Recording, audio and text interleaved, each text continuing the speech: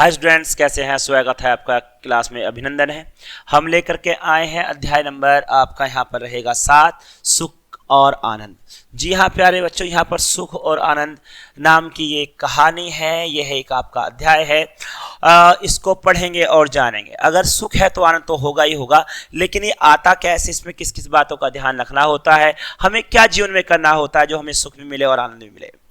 सारांश है आपका, सुख और आनंद को शब्दों में परिभाषित नहीं किया जा सकता, इसके लिए सबके अपने अलग अलग मानक हैं। प्रस्तुत पाठ में सुख और आनंद को समझने का प्रयास किया गया है। सुख और आनंद के मध्य अत्यंत सूक्ष्म भेद है। यह भेद इतना सूक्ष्म है कि कुछ लोग सुख को ही आनंद मान लेते हैं। अब यह कह देना कि सुख की प्रकाष्ठा ही आनंद है पूर्णतः उचित नहीं होगा। स्थूल रूप से बात करें तो कह सकते हैं कि सुख का संबंध शरीर और आनंद का संबंध आत्मा से होता है।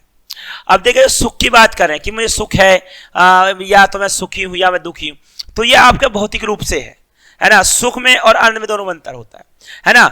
और जो आनंद की बात करते हो, आनंद होता है कि उसमें मन को लगता है कि यार हाँ मैं खुश हूं, है ना, तो वो आनंद की तरफ जाता है।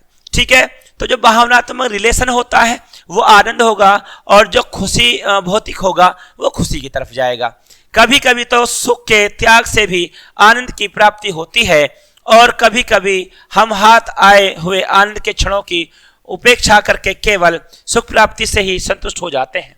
अतः न तो इन्हें एक दूसरे का पूरक ही कहा जा सकता है और न ही विरोधी, परंतु यह निर्विवाद रूप से सत्य है कि सुख जीवन का अस्थायी भाव है, और आनंद प्राप्त होने पर यह जीवन का स्थायी भाव हो जाता है। सुख का क्षय संभव है, पर आनंद अक्षय है। बृहदारण्यक उपनिषद में हमें इसका अत्यंत सुंदर उदाहरण मिलता है, जहां महर्षि याज्ञवल्क्य से मैत्रेय पूछते हैं कि यदि सारी पृथ्वी धन धान्य से पूर्ण हो जाए तो क्या मैं अमृत पद प्राप्त कर लूंगी? याज्ञवल्क्य ने इसके जवाब में कहा, नहीं, ऐसा नहीं हो सकता।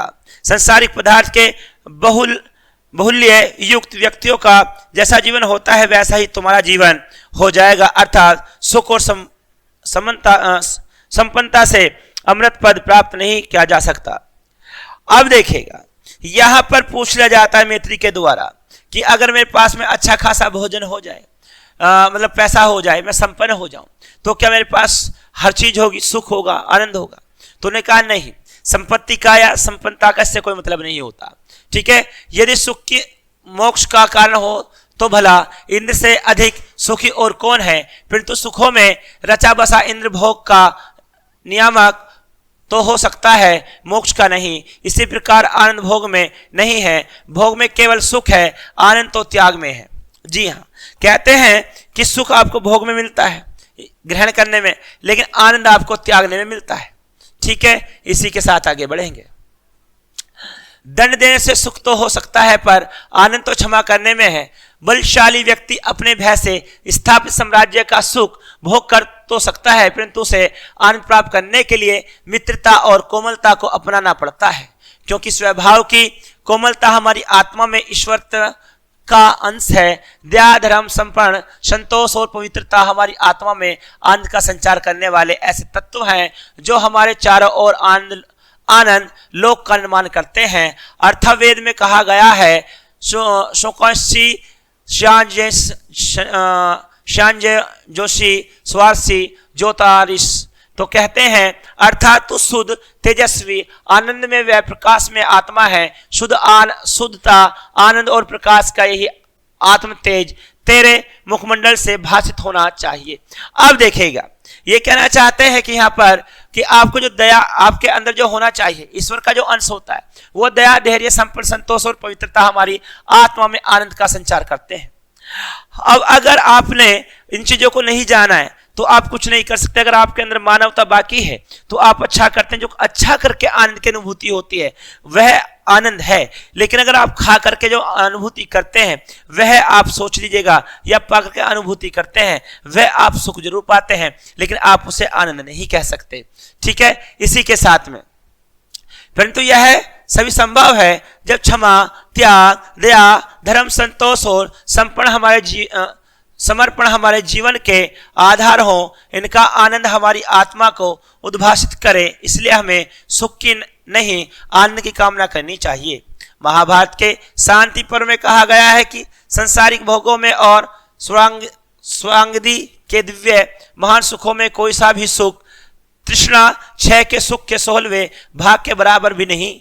किसी भीड़ भरी यात्रा में बैठने का स्थान पाना सुख का कारण तो हो सकता है, पर आनंद की अनुभूति तभी होती है जब हम उस स्थान को किसी निर्बल और अवश्य व्यक्ति के लिए छोड़ देते हैं।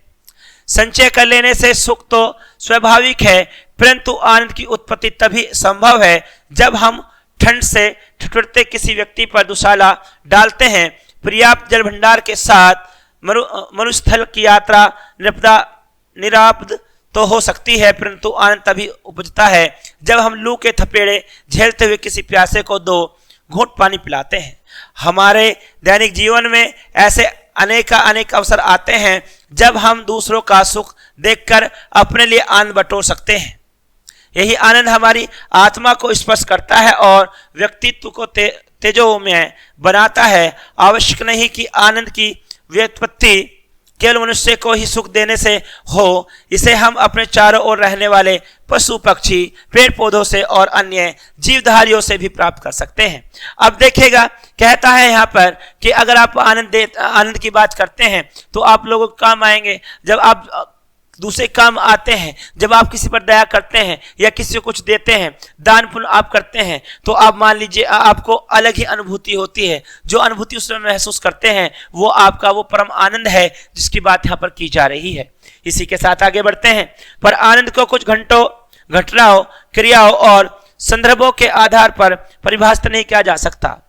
जैसे महाराज ने वृंदावन को ही आनंद लोक में परिवर्तित कर दिया तथा जहां गोपी रूपी आत्माएं आनंद रूपी रास के माध्यम से परमानंद में विलय की चेष्टाएं करती हुई दिखलाई देती हैं, चैतन्य महाप्रभु का संकीर्तन इसी आनंद की प्राप्ति की ओर अग्रसर होता है। संत रैदास अपना कार्य करते समय भगवत भजन करते रहते थे। अब देखेगा, कहते हैं कि यहाँ पर जो है रैदास जब वो अपना काम करते हुए होते थे, क्योंकि वो चमड़े का काम करते थे ठीक है, लेकिन काम करते हुए वो भगवान का भजन करते रहते थे, भगवान का कीर्तन करते रहते थे और अपना काम में लगे रहते थे। ठीक है, उसी के साथ आगे बढ़ जाएंगे। मैं पैर उठा लेता हूं। पौधों से अन्य जीवधारियों से भी प्राप्त कर सकते हैं, पर आनंद को कुछ घटनाओं, क्रियाओं और संदर्भों के आधार पर परिभाषित नहीं किया जा सकता। जैसे महाराज ने तो वृंदावन को ही आनंद लोक में परिवर्तित कर दिया तथा जहां गोपी रूपी आत्माएं आनंद रूपी रास के माध्यम से परमानंद में विलय की चेष्टाएं करती हुई दिखलाई देती हैं, चैतन्य महाप्रभु का संकीर्तन इसी आनंद की प्राप्ति की और अग्रसर करता है। संत रैदास अपना कार्य करते समय भगवत भजन करते रहते थे। संत कबीर करंगा चलाते हुए भजन गाते थे, क्योंकि अपने कार्यों से उन्हें जीव का प्रयोजन का सुख तो मिलता था, पर आनंद ईश्वर को स्मरण करने से ही मिलता था। अब देखेगा, वो जो कमाते थे, चाहे उसमें आप देखिए रैदास जी की बात आप करते हैं, चाहे कबीरदास जी की बात करते हैं, वो अपना काम तो करते रहते थे। उन्हें वहां से जीवन चलाने के लिए, खाने के लिए, पेट को भरने के लिए वहां से पैसा तो जरूर मिलता था, लेकिन उनको आनंद नहीं मिलता था। आनंद कहां से मिलता था? जब प्रभु को याद करते थे, उसकी भक्ति करते थे। नानक, सूर दास, तुलसीदास और मीरा भी इस आनंद पाठ के उदाहरण है। केवल एक जीव को नहीं बल्कि समस्त सृष्टि को आनंद का मंत्र देते हुए मुनि याज्ञवल्क्य ने कहा है, ओम शांतोमा सदगम्य, ओम तमसोमा ज्योतिर्गम्य, ओम योगोमा अमृतगम्य। अर्थात हे ईश्वर, मुझे असत्य मार्ग से बचाकर सत्य मार्ग पर ले चलिए, अंधकार से बचाकर प्रकाश की ओर ले चलिए और मृत्यु के दुख से बचाकर अमृत की ओर ले चलिए। वास्तव में यह आनंद है और यही आनंद लोक का परिकल्पना का आधार है। तो प्यारे बच्चों, इस कहानी से हमें क्या सीख मिलती है? इस कहानी से हमें सीख मिलती है जो हम खाते हैं, पीते हैं, रखते हैं, पैसा कमाते हैं, उससे हमें सुख की अनुभूति हो सकती है, लेकिन उससे हमें आनंद नहीं मिल सकता। आनंद हमें जो मिलेगा वो हमारे स्वीकार करने से मिलेगा, जब हम प्रभु को याद करते हैं, प्रभु की भक्ति में जाते हैं, या किसी यतीम गरीब का हम साथ देते हैं। जब हम ऐसे काम करते हैं तो हमें आकर के वहां पर आकर के सुख की अनुभूति होती है। जो हमें उस समय सुख की अनुभूति होती है वह आनंद होता है। खा करके जो हम सुख महसूस करते हैं वो सुख होता है, केवल वहां आनंद नहीं होता। प्यारे बच्चों, इसी के साथ में कहानी खत्म होती है। हम लेते हैं यहाँ पर शब्द अर्थ लेते हैं। प्रकाष्ठा, चरम सीमा, क्षय, विनाश, बहुल्य, अधिकता या मोक्ष, पूर्ण मुक्ति, जन्म मरण के चक्कर से नियामक तय करने वाला, उदयभासी, प्रकाशित, औस, लाचार, निराब्द, बिना विघन के। इसी के साथ में ये कहानी यहाँ पर खत्म होती है। आपने इसको पढ़ा और जाना और समझा। मिलते हैं आपसे अगली कहानी में, अगले अध्याय के साथ। तब तक के लिए गुड डे, गुड लक।